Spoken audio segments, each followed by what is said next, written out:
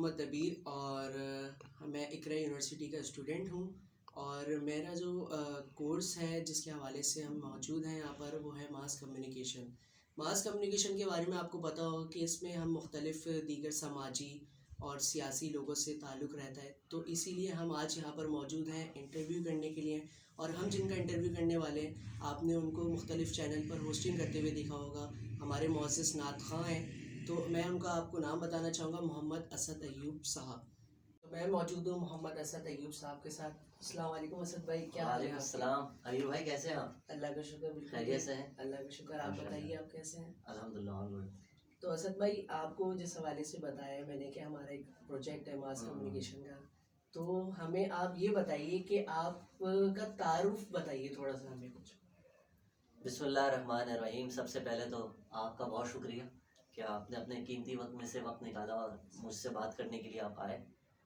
بس تعارف یہی ہے کہ بچپن سے نعت خوانی کا شوق تھا میرا، اور میں مختلف مسجدوں میں جہاں مجھے موقع ملتا تھا، کوئی بھی کہتا تھا کہ آپ کو نعت سنانی ہے تو میں ان کو نعت سنانے لگ جاتا تھا۔ مسجد میں جاتا تھا تو نعت سنتا تھا، پھر پڑھنے لگ گیا۔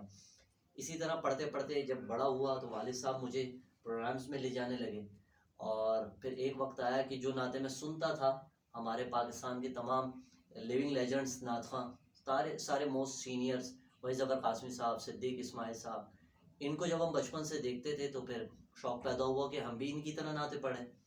تو 15-18 سال کی محنت کے بعد اللہ کا بڑا ہے یہ شکر ہے، پروگرامز کے ساتھ ساتھ ٹی وی چینلز پر الحمدللہ، کوئی الیکٹرانک میڈیا پہ مجھے 14-15 سال ہو گئے نعتیں پڑھتے ہوئے۔ گزشتہ 4-5 سالوں سے میں اب ریلیجیس پروگرامز بھی کنڈکٹ کرتا ہوں، رمضان ٹرانسمیشنز میں ہوسٹنگ کرتے ہوئے مجھے سب دیکھتے ہیں۔ تو بس یہی تعارف ہے۔ اسد بھائی، میں نے بالکل یہی بتایا تھا شروع میں کہ ماشاءاللہ سے نعت خواں ہیں اور ہوسٹنگ بھی کرتے ہیں، تو مجھے یہ بتائیے کہ مطلب یہ جو شوق ہے آپ کا نعت خواں کا اور یہ ہوسٹنگ کا، تو مطلب بچپن سے ہی آپ کا یہ شوق تھا یا وقت کے ساتھ ساتھ آپ اس طرف؟ دیکھیں بھائی، بات اصل یہ ہے کہ آرٹسٹ جو ہوتا ہے نا وہ بنتا نہیں ہے، آرٹسٹ بائی برتھ پیدا ہوتا ہے۔ ہاں، یہ دیکھا جاتا ہے کہ ماحول اس کو کیا ملا، مدارس کے ماحول میں بچہ جا کے حافظ قرآن بن جاتا ہے۔ اب اگر گھر کے لوگ ایسے ہوں جن کے گھر میں گانے سنے جاتے ہیں، شوق ہے والد کو کہ یار میرا بیٹا سنگر بنے، تو اسی طرح شوق پیدا ہوتا ہے۔ میرے والد صاحب نے میری لسننگ پاور بہت اچھی تھی، ٹھیک ہے، جس کی وجہ سے مجھے سن کر چیزیں یاد ہو جاتی تھیں۔ تو میرے والد مجھے ریلیجیس پروگرامز میں لے کے جاتے تھے، جس کی وجہ سے میرا جو ایک آرٹسٹ جو بننا تھا نا بچے کو، اس کو اپنی راہ کا تعین کرنا تھا کہ انٹرٹینمنٹ سائڈ پہ جائے، ریلیجیس سائڈ پہ۔ مجھے والد صاحب جو ہے نا ریلیجیس ماحول میں رکھا، جس کی وجہ سے میں نعت خواں بنا۔ تو بس یہی بات ہے، اور ماحول بہت اثر انداز ہوتا ہے کسی کی شخصیت کو بنانے میں، بگاڑنے میں۔ اگر آپ اچھے لوگوں کی صحبت میں بیٹھتے ہیں تو اچھے آپ کے اندر عادتیں پیدا ہوں گی، لوگ کہیں گے نہیں یار بڑا دیندار بندہ ہے، بہت تمیزدار بندہ ہے۔ لیکن وہی اگر آپ بدتمیز لچے لفنگوں میں بیٹھیں گے تو انہی کا شیڈ آپ کی شخصیت میں نظر آئے گا۔ بس یہ بات ہے۔ یہ تو بہت اچھی بات ہے، ظاہر سی بات ہے، لوگ بھی اس سے موٹیویٹ ہوتے ہوں گے جب بھی اینکر بگا رہے ہیں۔ مطلب یہ جو آپ کی فیلڈ ہے، نعت خواں کرتے ہیں، میں تو آپ کو بہت سنتا ہوں ماشاء اللہ سے، اور ہوسٹنگ وغیرہ بھی آپ کی دیکھتا ہوں، تو اس فیلڈ میں آپ کو کتنے سال ہو گئے؟ مطلب ابھی بھائی فیلڈ کوئی بھی ہو، کام کوئی بھی ہو، کم سے کم جب آپ اپنی ایک نوجوانی کی عمر میں آتے ہیں نا، تو کم سے کم کسی بھی شعبے میں آپ کو 10 سال چاہیے ہوتے ہیں۔ اس کے بعد آپ کو پتہ لگتا ہے کہ میں آج کہاں کھڑا ہوں۔ تو کم و بیش نعتیں تو میں 7 سے 8 سال کی عمر سے پڑھ رہا ہوں، ٹھیک ہے۔ کم سے کم مجھے آج 20 سے 22 سال ہو گئے نعتیں پڑھتے ہوئے، ٹھیک ہے، اس کا شوق رکھتے ہوئے۔ اور الیکٹرانک میڈیا پہ کم سے کم مجھے کوئی 16 سال ہو گئے۔ 16 سال کے بعد آج مجھے کہیں کہا جاتا ہے کہ ہاں یار اسد ایوب یہ نعت خواں ہے یا یہ مذہبی پروگرامز کنڈکٹ کرتے ہیں، تو کم و بیش کوئی 10-15 سال ہو گئے الیکٹرانک میڈیا پر۔ بہت اچھی بات ہے سر بھائی۔ بھائی یہ بتائیں، ماشاءاللہ سے آپ جو ہے وہ اتنے سارے چینلز پہ بھی آتے ہیں، اتنی ساری نعتیں بھی پڑھ چکے ہیں، تو بچپن سے اس چیز کا شوق تھا یا کسی کی زور زبردستی میں یہ فیصلہ لیا آپ نے؟ اور اگر اسد ایوب جو ہے وہ نعت خواں نہیں ہوتے تو اس کے علاوہ ہم ان کو کس شعبے میں دیکھتے ہیں؟ سب سے پہلے تو دیکھیں، میں نے آپ کو پچھلے کچھ سوالات میں یہ بتایا کہ ماحول کا بڑا اثر ہوتا ہے۔ گھر میں اگر گانے آتے تھے نا ٹی وی کے اوپر، پہ ٹی وی کے اوپر اگر کوئی گانا آ رہا ہے تو مجھے زبان ہی یاد ہوتا تھا۔ تو اس لسننگ پاور اچھی ہونے کی وجہ سے والد صاحب مجھے مذہبی ماحول میں لے کے گئے، جس کی وجہ سے مجھے نعت خوانی کا شوق پیدا ہوا، نعتیں یاد ہونے لگ گئیں، پھر میں نعت خواں بن گیا۔ سیکنڈ چیز، اگر میں نعت خواں نہیں ہوتا تو میں کیا ہوتا؟ نعت خواں اگر میں نہیں ہوتا تو شاید میں کوئی سنگر ہوتا. مجھے کرکٹ کا بہت شوق تھا، شاید میں کرکٹر ہوتا. اور مے بی پاسبل میں ایکٹر اور ماڈل ہوتا. ایکٹر، ماڈل اور سنگر، ان تین میں سے کہیں نہ کہیں میں اپنے آپ کو ضرور کوشش کر کے اپنا لوہا منواتا. ماشاء اللہ ماشاء اللہ. اور جب آپ نعت خوانی میں آ گئے تو کیا آپ کو لگتا ہے کہ آپ نے جو چیزیں چھوڑی وہ صحیح تھی اور جس فیلڈ میں آپ آ گئے وہ صحیح ہے؟ دیکھیں یار، ایکچولی بات یہ ہے، شیطانی کاموں میں جو ہے نا وہ چمک بہت زیادہ ہے. ٹھیک ہے، جس طریقے سے آج میں دیکھتا ہوں کہ سنگرز کی جتنی ڈیمانڈ ہوتی ہے، جتنے لاکھوں روپے میں وہ اماؤنٹس اپنا لیتے ہیں، 50-50 لاکھ روپے سنگرز لیتے ہیں. اور وہی سنگرز کو آپ مذہبی پروگرامس میں بلائیں تو 70-70 لاکھ روپے وہ نعت پڑھنے کے بھی لیتے ہیں. تو کبھی کبھی یہ سوچتا ہوں شاید میں یار سنگر ہوتا تو میرے پاس بھی اتنی مال و دولت ہوتی. لیکن دینی اعتبار سے جب میں اپنے آپ کو دیکھتا ہوں تو میں کہتا ہوں یا اللہ میں بہت خوش نصیب ہوں، کیونکہ وہی سنگرز میں دیکھتا ہوں کہ جب کبھی اس فیلڈ کو چھوڑتے ہیں، اللہ رب العزت کی طرف وہ توبہ کرتے ہیں. اور جیسے جنید جمشید تھے، آپ نے دیکھا، امجد حسین صاحب، تیرا پاکستان ہے یہ میرا پاکستان ہے، آج وہ دیکھیں وہ امریکہ میں مسجد کے امام بنے ہوئے ہیں. جنید جمشید کو دیکھیں آپ، دعوت اسلامی کی جنید شیخ کو دیکھیں، اور بہت سارے ایسے لوگ ہیں جو اپنی انٹرٹینمنٹ کی، سنگنگ کی فیلڈ میں تھے، لیکن ایک وقت پر آ کے انہوں نے ان سب چیزوں کو چھوڑا اور کہاں آ گئے؟ اللہ رب العزت کی طرف آ گئے، اللہ کے ذکر کی طرف آ گئے. تو میں جب یہ دیکھتا ہوں تو میں اللہ کا شکر ادا کرتا ہوں کہ یا اللہ تو نے مجھے چھوٹی ایج سے ہی اپنے ذکر میں رکھا اور نیک لوگوں میں رکھا. یہ اللہ کا ظاہر سی بات ہے، بچپن سے آپ محنت کرتے آ رہے ہیں، اسٹرگل کرتے ہوئے آ رہے ہیں. ٹھیک ہے، ہر آرٹسٹ جو ہے وہ اسٹرگل کر رہا ہوتا ہے اپنی زندگی میں.